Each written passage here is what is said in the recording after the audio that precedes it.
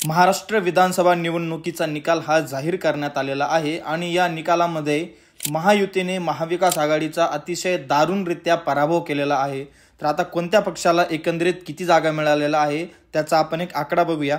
महायुतीमधून भारतीय जनता पक्षाला एकूण 133 जागा मिळालेल्या आहेत। तर भारतीय जनता पक्षाचा हा आतापर्यंतचा सर्वश्रेष्ठ परफॉर्मन्स होता। याआधी भारतीय जनता पक्षाला महाराष्ट्रात कधीच इतक्या जागा मिळालेल्या नव्हत्या, परंतु देवेंद्र फडणवीसांच्या प्रयत्नांना यश मिळालेलं आहे। त्यांना एकूण 133 जागा मिळालेल्या आहेत। त्यानंतर महायुतीमधून शिवसेनेला एकूण 57 जागा मिळालेल्या आहेत। 57 ठिकाणी शिवसेनेचे उमेदवार हे निवडून आलेले आहेत। त्यानंतर राष्ट्रवादी काँग्रेस अजित पवार गटाचे एकूण 41 आमदार हे निवडून आलेले आहेत। त्यानंतर मनसेचे 0 तर इतर पक्षांचे 12 उमेदवार हे निवडून आलेले आहेत। यानंतर महाविकास आघाडीचे घटक पक्ष, सर्वप्रथम त्यांचा जो घटक पक्ष होता काँग्रेस, तर काँग्रेसला 15 सीटे मिळालेली आहेत। तर उद्धव ठाकरेंच्या शिवसेनेला 20 सीटं, तर राष्ट्रवादी काँग्रेस शरदचंद्र पवार गटाला 10 जागा मिळालेल्या आहेत। तर वंचित बहुजन आघाडीला आपला खाता सुद्धा खोलता आलेला नाहीये। तर एकंदरीत पाहता आता उद्या 25 तारखेला महायुतीचं सरकार हे राज्यात स्थापन केलं जाणार आहे आणि आता सर्व महाराष्ट्राला एकच प्रश्न घोंगावत आहे की आता कॅबिनेट मंत्री कोण होणार आहे, राज्यमंत्रीपद कोणाला मिळणार आहे।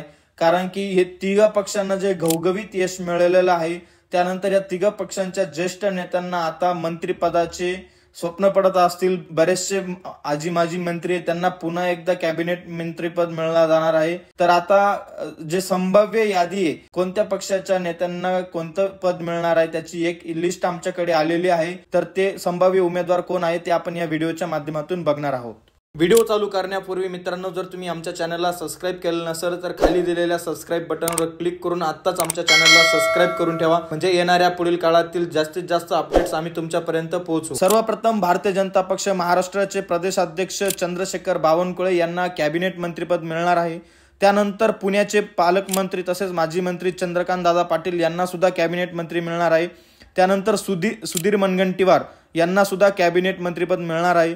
त्यानंतर भारतीय जनता पक्षाचे संकटमोचक उत्तर महाराष्ट्रातील ज्येष्ठ नेते गिरीश दादा महाजन यांना सुद्धा कॅबिनेट मंत्रीपद मिळणार आहे। त्यानंतर बीड जिल्ह्यातील पंकजा मुंडे आणि चित्रा वाघ यांना सुद्धा कॅबिनेट मंत्रीपद मिळण्याचे चान्सेस आहे। तर भारतीय जनता पक्षाने या दोघं महिलांना मंत्रीपद देण्याचे, यांचं मंत्रिपदामध्ये यांची वर्गणी लागणार आहे। त्यानंतर मुंबईमधून मंगल प्रभात लोढा जे की माजी मंत्री राहिलेले आहेत, त्यांना सुद्धा यावेळेस पुन्हा एकदा कॅबिनेट मंत्रीपद मिळणार आहे।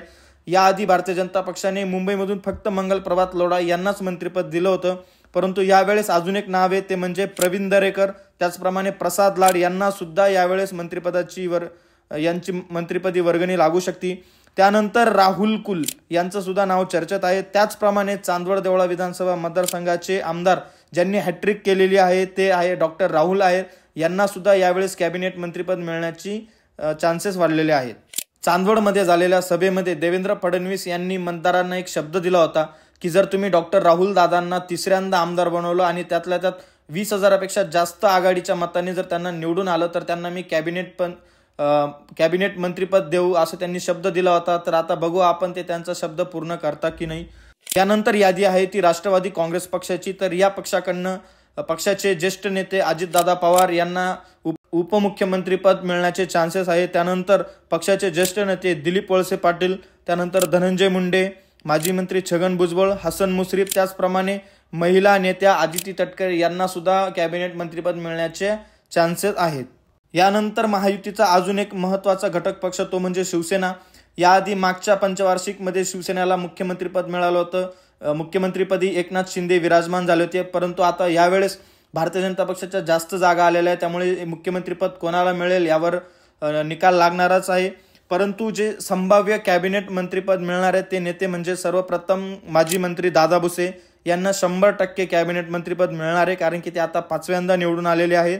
त्यानंतर भरतशेठ गोगावले ज्यांना मागच्या वेळेस पक्षाने नाराज केलं होतं, मंत्रीपद दिलं नव्हतं, यावेळेस त्यांना मात्र मंत्रीपद दिलं जाईल अशा चर्चा केल्या जात आहेत। यानंतर जळगाव ग्रामीणचे नेते गुलाबराव पाटील, त्यानंतर मुंबईचे प्रताप सरनाईक, संभाजीनगरचे संजय शिरसाट, त्यानंतर कोकणातील उदय सामंत, दीपक केसरकर आणि पाटणमधले शंभूराज देसाई या सुद्धा नेत्यांना मंत्रिपद मिळणार आहे अशी चर्चा केली जात आहे। याचप्रमाणे आता या तिघ पक्षांचे अजून बरेचसे उमेदवार आहेत जे तिसऱ्यांदा, चौथ्यांदा, पाचव्यांदा सुद्धा आमदारपदी आता विराजमान झालेले आहे, तर ऑब्व्हियसली त्यांची सुद्धा मंत्रिपदाची इच्छा असणार आहे. तर आता हे कोणते कोणते नेते असणार आहे ते आपल्याला उद्या समजणारच आहे. तर मित्रांनो, आम्हाला जशी माहिती मिळाली त्याप्रमाणे आम्ही हा व्हिडिओ बनवलेला आहे. तर आता तुमच्या काय प्रतिक्रिया आहे ते तुम्ही आम्हाला कमेंट करून कळवा.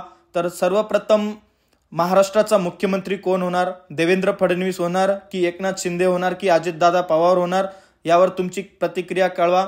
त्याचप्रमाणे या नेत्यांशिवाय अजून कोणत्या नेत्याला कॅबिनेट मंत्री किंवा राज्यमंत्री पद मिळणार आहे ते सुद्धा आम्हाला कमेंट करून कळवा. व्हिडिओ आवडला असल्यास लाईक करा आणि तुमच्या मित्रांना शेअर करा. व्हिडिओ शेवटपर्यंत पाहिल्याबद्दल आपलं धन्यवाद. जय महाराष्ट्र.